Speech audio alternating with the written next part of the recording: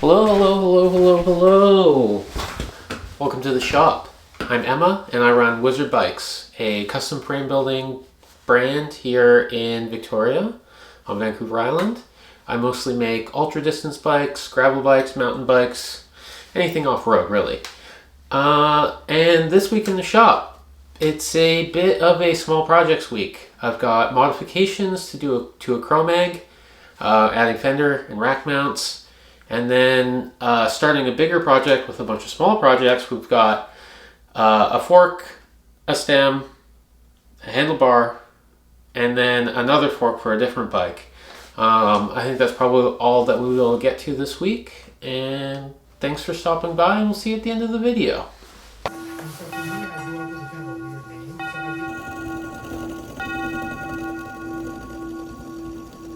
We're building a fork. The next thing we have to do is cut the struts for the 5-piece segmented style of fork. So with this, there's a bit of math involved. There's kind of different ways you can build this style of fork. You can build it where the fork leg is super angled to the crown, or the fork blade is parallel with the steer tube, or how I like to build it, where the fork crown, or rather the fork leg, sits kind of halfway to just above the steer tube. You can kind of see that in this fork here, where the steer is flat and then the blades are angled just a bit. And the way that I accomplish that is when I'm cutting these struts at the strut to fork blade cut, I'll add 5 degrees of roll into the cut, and I'll show you how I do that.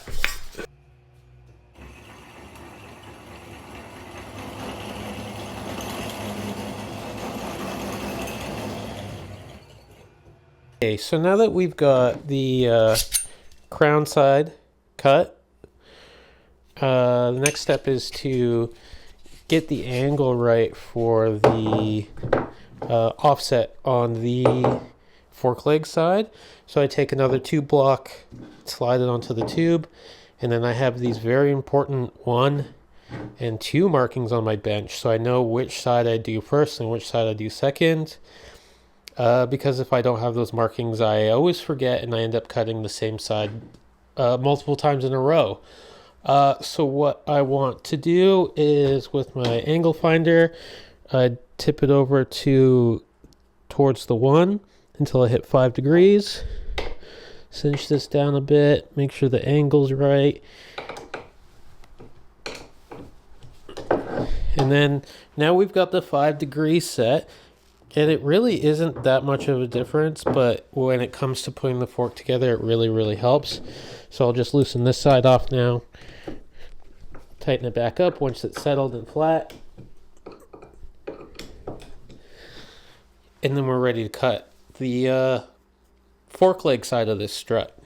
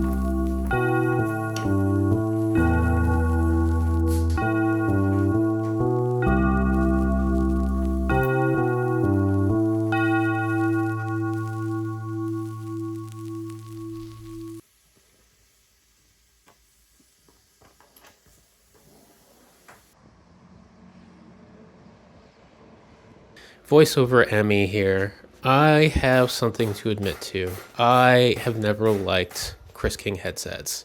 Part of the reason is why I'm hitting my bike with a hammer right now, and that's that the grip lock on these headsets is too grippy. On CNC steers like this one, it just like locks to the steer tube, and then the only way to get it off is by smacking it with a hammer. It's the same thing with carbon steers. When the expansion bolt is in, these headsets will just lock themselves to the steer until you undo that bolt.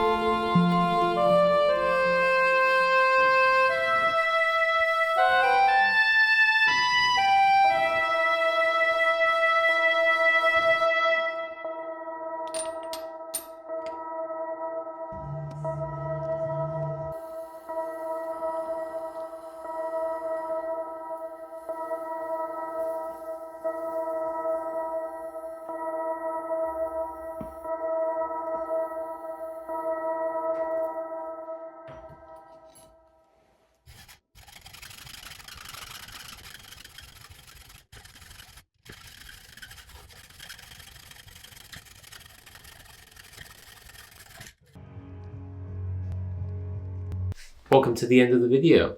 Thanks for hanging out for the whole dang thing. So this week was, kind of chaotic with a bunch of little jobs and a bunch of stuff going on outside of the shop as well. But look at all this stuff. We got rack and fender mounts on this cute little Chromag. We've got some bars. We've got 2 forks, mostly prepped. One's even got a brake mount on it. And we got this really cute 70 mil or 80 mil, I can't remember now, 4-bolt stem. Starting next week, we'll be putting these forks together and then starting to chop up a frame to go with one of those forks and hopefully get that wrapped up for the end of the week next week. Next week I'm also going to be going and talking to a high school metal shop class about what I do and why I do it. Maybe I'll record some of that, but I don't know what the vibe is yet, so we'll see. Thanks again for watching, and I'll see you next week.